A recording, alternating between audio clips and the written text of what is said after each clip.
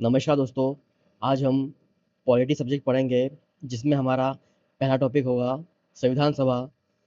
तो चलिए शुरू करते हैं।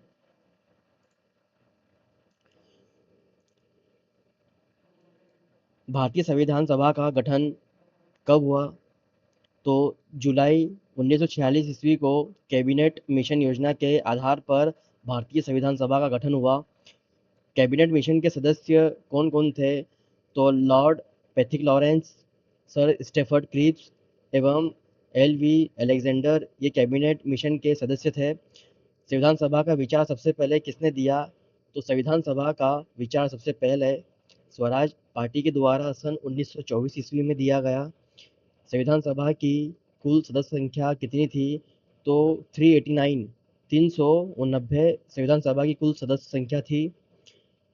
ब्रिटिश प्रांतों के प्रतिनिधि कितने थे? तो 292 ब्रिटिश प्रांतों के प्रतिनिधित्व थे। चीफ कमिश्नर क्षेत्रों के प्रतिनिधि कितने थे? तो 4 थे।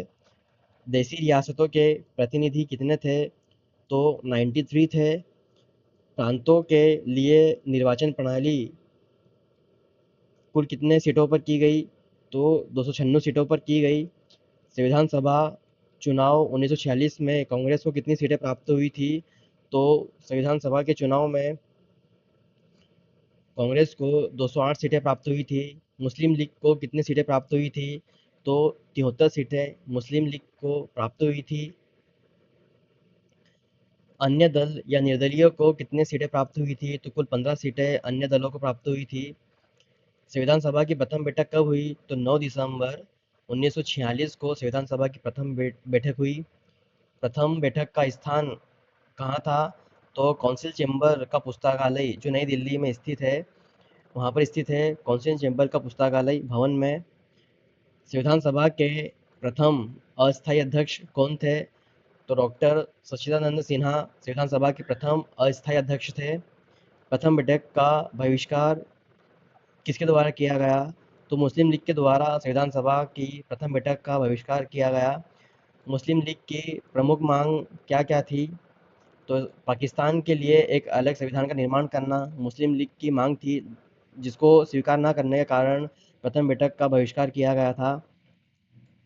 कौन सी देशी रियासत के प्रतिनिधि संविधान सभा में शामिल नहीं हुए? तो हैदराबाद उस समय एक अलग रियासत हुआ करती थी, जिसके प्रतिनिधि संविधान सभा में शामिल नहीं हुए थे। संविधान सभा में प्रतिनिधित्व का आधार क्या था? तो जनसंख्या के अनुपात में प्रतिनिधित्व का आधार था। सामान्यतः कितनी जनसंख्या पर संविधान सभा में एक सीट दी जाती थी? तो 10 लाख की आबादी पर संविधान सभा में एक सीट दी जाती थी।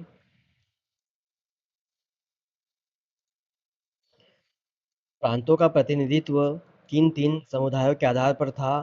तो मुस्लिम, सिख एवं जनरल साधारण, इन तीन समुदायों के आधार पर था। संचालन समिति के अध्यक्ष कौन थे? तो डॉक्टर राजेंद्र प्रसाद संचालन समिति के अध्यक्ष थे। संघीय संविधान समिति के अध्यक्ष कौन थे? तो पंडित जवाहरलाल नेहरू को संघीय संविधान समिति के अध्यक्ष बनाया गया। प्रांतीय संविधान समिति के अध्यक्ष कौन थे? तो सरदार वल्लभ भाई पटेल को प्रांतीय संविधान समिति के अध्यक्ष बनाया गया। प्रारूप ड्राफ्टिंग समिति के अध्यक्ष कौन थे? तो डॉक्टर भीमराव अंबेडकर को प्रारूप समिति का अध्यक्ष बनाया गया। संघ शक्ति समिति के अध्यक्ष कौन थे? तो पंडित जवाहरलाल नेहरू को संघ शक्ति समिति के अध्यक्ष बनाया गया। मौलिक अधिकार अल्पसंख्यक एवं जनजातीय बहिष्कृत क्षेत्र सलाहकार समिति के अध्यक्ष किसे बनाया गया? तो सरदार वल्लभ भाई पटेल को मौलिक अधिकार अल्पसंख्यक जनजातीय एवं बहिष्कृत क्षेत्र सलाहकार समिति का अध्यक्ष बनाया गया था। राष्ट्रध्वज संबंधी तदर्थ समिति के अध्यक्ष कौन थे? तो डॉक्टर राजेंद्र प्रसाद को राष्ट्रध्वज संबंधी तदर्थ समिति के अध्यक्ष बनाया गया। प्रक्रिया नियम समिति के अध्यक्ष कौन थे? तो डॉक्टर राजेंद्र प्रसाद को प्रक्रिया नियम समिति के अध्यक्ष बनाया गया। मौलिक अधिकार उप समिति के अध्यक्ष कौन थे? तो जेबी कृपलानी को मौलिक अधिकार उप समिति के अध्यक्ष बनाया गया। अल्पसंख्यक उप समिति के अध्यक्ष कौन थे? तो एच सी मुखर्जी को अल्पसंख्यक उप समिति के अध्यक्ष बनाया गया। उत्तर पूर्व मीमांस जनजातीय क्षेत्र उपसमिति के अध्यक्ष कौन थे? तो गोपीनाथ बरदलोई को बनाया गया था। छोड़े गए एवं आंशिक रूप से छोड़े गए क्षेत्रों की उपसमिति के अध्यक्ष कौन थे? तो ए.वी. ठक्कर बनाए गए थे। उत्तर पश्चिम फ्रंटियर जनजातीय क्षेत्र उपसमिति को क्यों नहीं बुलाया गया? क्योंकि यह उस समय पाकिस्तान में शामिल हो गई थी। संविधान सभा में ब्रिटिश प्रांतों के 296 सदस्यों का विभाजन किस आधार पर किया गया? तो यह सांप्रदायिक आधार पर किया गया था। संविधान सभा के स्थायी अध्यक्ष कब चुने गए थे? तो 11 दिसंबर 1946 को संविधान सभा के स्थायी अध्यक्ष को चुना गया था। संविधान सभा के स्थायी अध्यक्ष कौन थे? तो डॉक्टर राजेंद्र प्रसाद को संविधान सभा का स्थायी अध्यक्ष चुना गया था। संविधान सभा के प्रथम उपाध्यक्ष कौन थे? तो एच.सी. मुखर्जी को 25 जनवरी 1947 को संविधान सभा के उपाध्यक्ष के रूप में चुना गया था। संविधान सभा के द्वितीय उपाध्यक्ष कौन थे? तो वी.टी. कृष्णामाचारी, जो 11 जुलाई 1947 को संविधान सभा के द्वितीय उपाध्यक्ष बनाए गए थे। उद्देश्य प्रस्ताव किसने प्रस्तुत किया था? तो पंडित जवाहरलाल नेहरू के द्वारा संविधान सभा में उद्देश्य प्रस्ताव प्रस्तुत किया गया था। उद्देश्य प्रस्ताव कर प्रस्तुत किया गया था। तो ये बहुत इंपॉर्टेंट डेट है, एमपीपीएससी एग्जाम में ये डेट आ चुकी है। 13 दिसंबर 1946 को पंडित जवाहरलाल नेहरू के द्वारा संविधान सभा में उद्देश्य प्रस्ताव प्रस्तुत किया गया था। उद्देश्य प्रस्ताव कब स्वीकृत हुआ? तो 22 जनवरी 1947 को उद्देश्य प्रस्ताव स्वीकृत हुआ था। प्रारूप समिति का गठन कब हुआ? तो प्रारूप समिति का गठन 29 अगस्त 1947 को प्रारूप समिति का गठन हुआ। प्रारूप समिति का गठन किसके प्रारूप पर विचार हेतु किया गया? तो बी.एन. राव के द्वारा प्रारूप पेश किया गया, जिसे स्वीकृत कर प्रारूप समिति का विचार किया गया। प्रारूप समिति के अध्यक्ष कौन थे? तो डॉक्टर भीमराव अंबेडकर प्रारूप समिति के अध्यक्ष थे। प्रारूप समिति में कुल कितने सदस्य थे? तो कुल 7 सदस्य प्रारूप समिति में थे। प्रारूप समिति के सदस्य कौन थे? तो गोपाल स्वामी अयंगर, अल्लादी कृष्णम स्वामी अय्यर, के मुंशी सैयद मोहम्मद सादुल्ला, एन माधवराव, टी.बी. खेतान, ये प्रारूप समिति के सदस्य थे। और इसमें अध्यक्ष डॉक्टर भीमराव अंबेडकर को बनाया गया था। तो इन सभी को मिला करके कुल 7 सदस्य हो जाते हैं। डी.बी. खेतान के निधन के बाद प्रारूप समिति में किसे सदस्य बनाया गया? तो डी.बी. खेतान के बाद टी.टी. कृष्णमाचारी को संविधान सभा का सदस्य बनाया गया था। डॉक्टर अंबेडकर पहली बार संविधान सभा में कहाँ से निर्वाचित हुए थे? तो यह बंगाल से निर्वाचित हुए थे पहली बार। देश के विभाजन के बाद डॉक्टर अंबेडकर कहाँ से निर्वाचित हुए थे? तो बंगाल के विभाजन के बाद डॉक्टर अंबेडकर बॉम्बे क्षेत्र से निर्वाचित हुए थे। डॉक्टर अंबेडकर को किस नाम से जाना जाता है? तो भारत के संविधान के मुख्य वास्तुकार एवं संविधान के जनक के नाम से डॉक्टर भीमराव अंबेडकर को जाना जाता है। प्रारूप समिति के प्रारूप तैयार करने में कितना समय लिया? तो 6 माह से भी कम समय में प्रारूप समिति का प्रारूप तैयार किया गया था। प्रारूप समिति के कुल कितनी बैठकें हुई? तो 141 बैठकें प्रारूप समिति की हुई। 3 जून 1947 की योजना के बाद संविधान सभा की कुल सदस्य संख्या कितनी हुई? तो 324 सदस्य संख्या रह गई। विभाजन के बाद प्रांतों के लिए कितनी सीटें थी? तो 235 प्रांतों के लिए विभाजन के बाद सीटें रह गई। विभाजन के बाद देशी रियासतों के लिए कितनी सीटें थी? तो 89 सीटें देशी रियासतों के लिए निर्धारित की गई। देश विभाजन के बाद संविधान सभा का पुनर्गठन कब हुआ? तो देश विभाजन के बाद संविधान सभा का गठन 31 अक्टूबर 1947 को हुआ। संविधान सभा का पुनर्गठन 31 दिसंबर 1947 को संविधान सभा की कुल सदस्य संख्या कितनी थी? तो 299 थी, 299। 31 दिसंबर 1947 को प्रांतीय सदस्य संख्या की कितनी संख्या थी? सदस्यों की संख्या तो 229 थी। 31 दिसंबर 1947 को देशी रियासतों के सदस्यों की संख्या कितनी थी?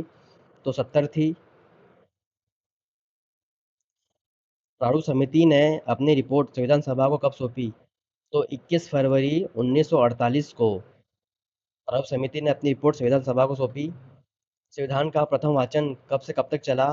तो प्रथम वाचन संविधान का 4 नवंबर 1948 से 9 नवंबर 1948 तक चला। तो यह सबसे छोटा समय था वाचन का। संविधान सभा का द्वितीय वाचन कब से कब तक माना जाता है? तो 15 नवंबर 1948 से 17 अक्टूबर 1949 तक ये द्वितीय वाचन है, जो सबसे लंबा वाचन माना जाता है। संविधान सभा का तृतीय वाचन कब से कब तक कब से कब तक चला? तो 14 नवंबर 1949 से 26 जनवरी 1949 तक। संविधान सभा ने संविधान कब पारित किया? तो 26 नवंबर 1949 को सभा ने संविधान को पारित किया या अंगीकार किया कहा जा सकता है। संविधान पारित करते समय संविधान सभा में कुल कितने सदस्य उपस्थित थे? तो 284 सदस्य उपस्थित थे और संविधान पर 284 सदस्यों ने हस्ताक्षर किए थे। संविधान सभा के सचिव कौन थे? तो वीपी मेनन संविधान सभा के सचिव थे। संविधान निर्माण में कुल कितना समय लगा? तो 2 वर्ष 11 माह 18 दिन का समय संविधान निर्माण में लगा। संविधान के प्रारूप पर कुल कितने दिन बहस हुई? तो संविधान के प्रारूप पर 114 दिन तक बहस हुई। संविधान निर्माण पर कुल कितना व्यय हुआ? तो 63,96,729 इतना व्यय संविधान के निर्माण में लगा। 26 नवंबर 1949 को संविधान में कितने भाग, अनुच्छेद एवं अनुसूचियां थी? तो 22 भाग, 395 अनुच्छेद और उस समय 8 अनुसूचियां थी। वर्तमान में कुल 12 अनुसूचियां हैं, ध्यान रखें। वर्तमान संविधान संविधान में कितने भाग, अनुच्छेद एवं अनुसूचियां हैं? तो कुल 22 भाग, 395 अनुच्छेद मूल और 12 अनुसूचियां हैं। संविधान के कितने अनुच्छेद 26 नवंबर 1949 को लागू हुए? तो कुल 15 अनुच्छेद ऐसे थे जो संविधान सभा ने 26 नवंबर 1949 को ही लागू कर दिया था, जब संविधान को अपनाया गया था। शेष संविधान कब लागू हुआ? तो शेष संविधान मूल रूप से 26 जनवरी 1950 को लागू किया गया। संविधान सभा की अंतिम बैठक कब हुई?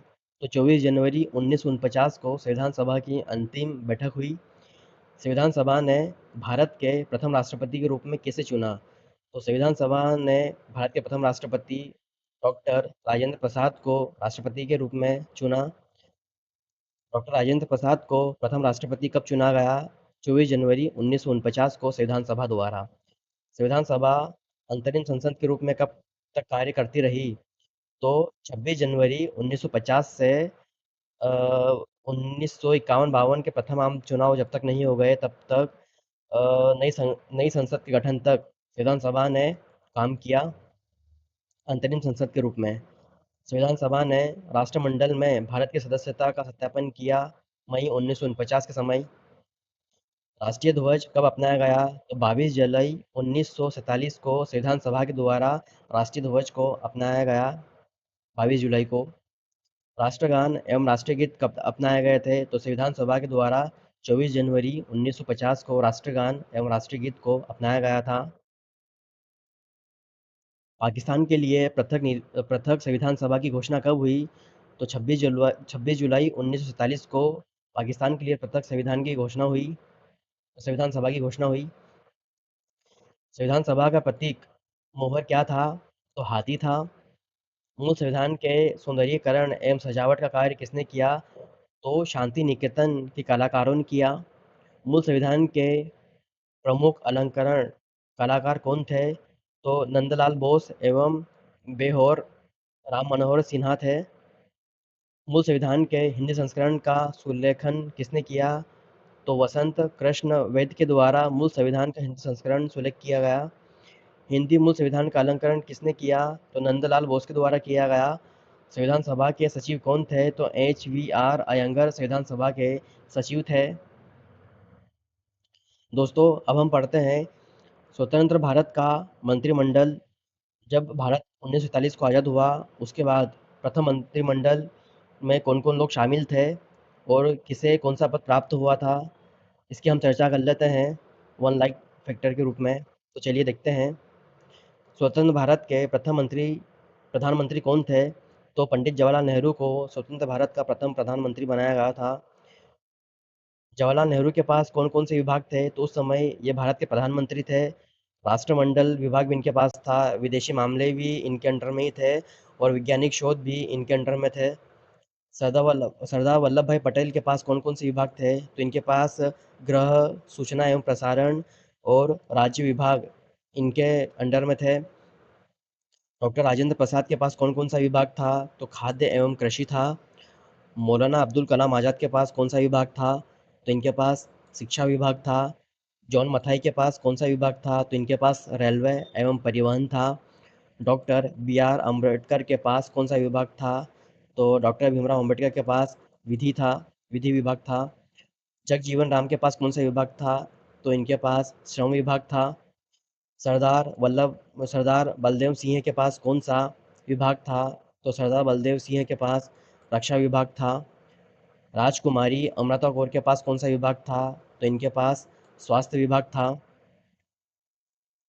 सी एच भाभा के पास कौन सा विभाग था? तो इनके पास वाणिज्य विभाग था। रफ़ी अहमद किदवई के पास कौन सा विभाग था? तो इनके पास संचार विभाग था। आर के षणमुखम शेट्टी के पास कौन सा विभाग था? तो इनके पास वित्त विभाग था। डॉक्टर श्यामा प्रसाद मुखर्जी के पास कौन सा विभाग था? तो इनके पास उद्योग एवं आपूर्ति था। वी एन गॉडगिल के पास कौन सा विभाग था? तो इनके पास कार्य, खनन एवं ऊर्जा विभाग था। Thank you everyone. ये थे हमारे पॉलिटी सब्जेक्ट के संविधान सभा टॉपिक से संबंधित कुछ महत्वपूर्ण फैक्ट जो किसी भी एग्ज़ाम की दृष्टि से महत्वपूर्ण है। इसमें वन लाइन फैक्ट के रूप में सारे क्वेश्चन आपको कवर कर दिए गए हैं जो भी संविधान सभा टॉपिक से पूछे जाएंगे। तो एग्ज़ाम में जाने से पहले ये क्वेश्चंस ज़रूर पढ़ के जाए। काफ़ी अच्छा रिवीजन हो जाएगा आपका इन क्वेश्चंस को पढ़ के। Thank you.